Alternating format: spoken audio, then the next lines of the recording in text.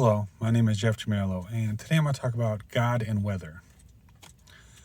I'm currently in Louisville, Kentucky, USA. Actually, in the last 3 days, we've had tornado warnings, and actually most of America has actually had a whole bunch of really weird weather. It's actually, for winter, we've actually been getting a lot of rain for the last 3 days, to the point where we got flash floods today.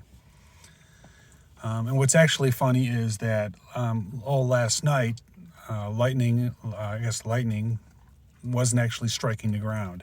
It was actually going cloud to cloud, which I don't think I've seen in a long time. So that's a good sign. Well, it's not a good sign. But one thing I will say is, from a spiritual side of the fence, a couple weeks ago or months ago, I heard that, and it made sense, that when you experience really forceful winds, usually that's an indication of witchcraft being done in your area. And it's not a shocker that I'm in Louisville and there's a lot of witchcraft being done in my area, especially near a new moon. That's what witches do, So for the most part, what's interesting about that also is, from the opposite side of the fence, the rain. The rain actually comes from God to cleanse away that energy. So you'll have the winds and then you'll have the rain.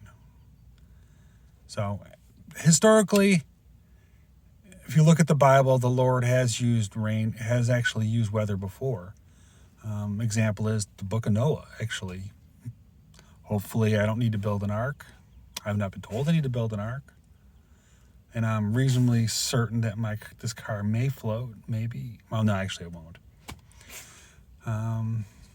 But either way, I don't think it's raining that much. The Lord actually, if you pay attention, the Lord actually said he would not, if he wanted to destroy the earth, he wouldn't do it by rain anymore. So now I just got to worry about fire. You have to excuse my dog. My dog woke up and has been chewing on a rawhide that she found in the car that's been sitting here for weeks. As I said, I'm homeless in a car. So for the most part, when fall weather happens, usually the first thing I do is I turn to Psalms 91. That usually takes care of most things. And I'm going to read it now. I'm going to read it out of the message. This is Psalms 91. You who sit down in the high God's presence, spend the night in Shaddai's shadow. Say this: God, you're my refuge. I trust in you and I'm safe. That's right. He rescues you from hidden traps, shields you from deadly hazards. His huge outstretched arms protect you. Under them, you're perfectly safe.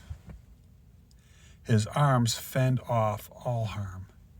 Fear nothing, not wild wolves in the night, not flying arrows in the day, not disease that prowls through the darkness, not disaster that erupts at high noon. Even though others succumb all around, drop like flies right and left, no harm will ever graze you. You stand untouched. Watch it all from a distance.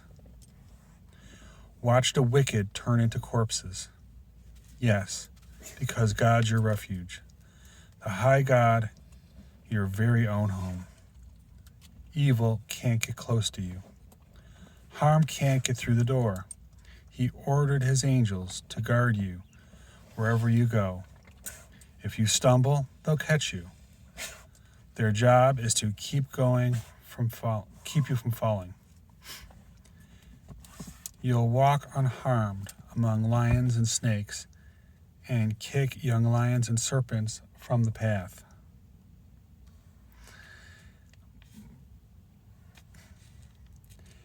If you'll hold on to me for dear life, says God, I'll get you out of any trouble.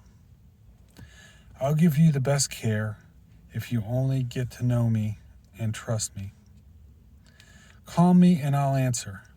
Be at your side in bad times. I'll rescue you, then throw you a party. I'll give you a long life, give you a long drink of salvation. That was Psalms 91. And forgive my dog over here digging for something in the back seat.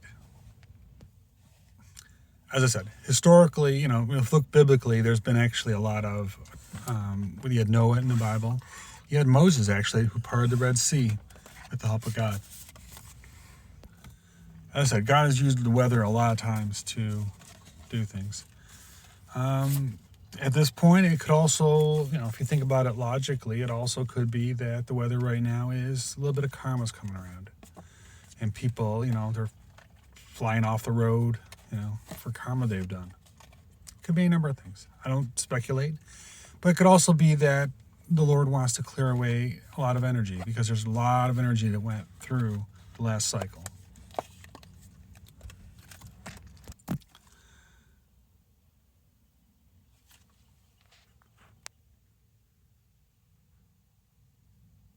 Just watch me on camera, so. You done?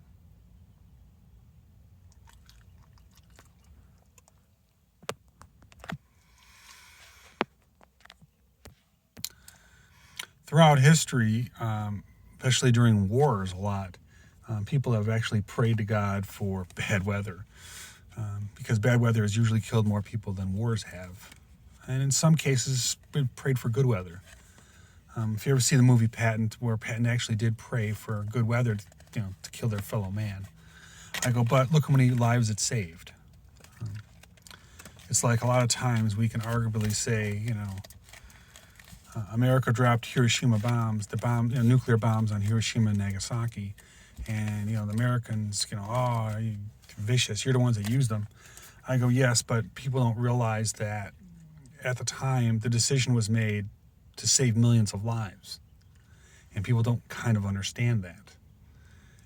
And it's like, even World War II, it's dropping those two bombs actually saved well over 1 million U.S. lives, because that's how many lives it would have costed by our estimates to go into mainland Japan to stop the war. And it's not saying how many people in Japan it would have saved, because we would have had to.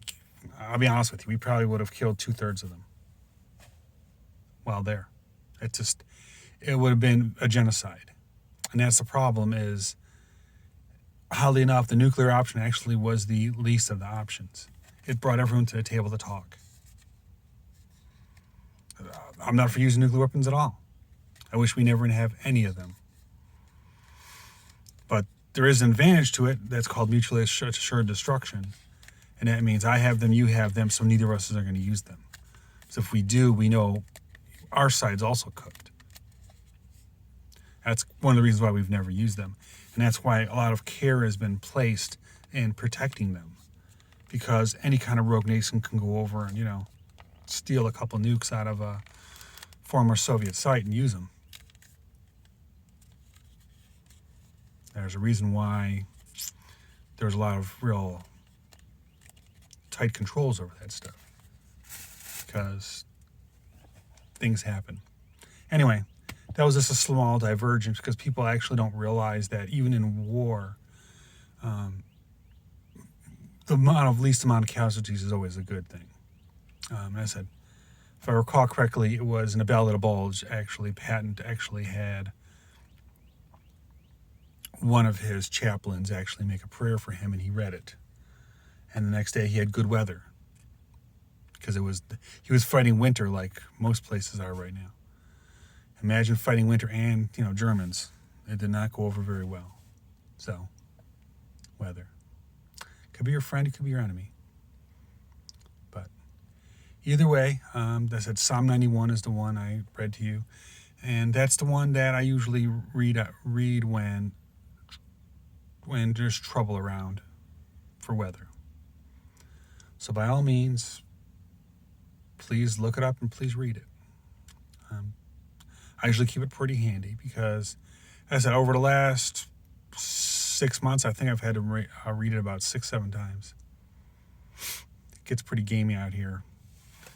And it's during winter, so you're looking at, we had a couple blizzards, or not blizzards, but really cold weather.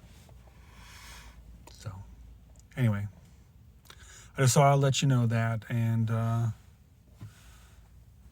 for people that are affected, I'm sorry to hear, and my prayers go out to you. We had some people that got affected in Kentucky and Louisville, part of the little tornado that touched down. Went with them nothing but the best. I wish them all their blessings. But either way, continue to be prayed up, and hopefully your day gets better. Have a great day.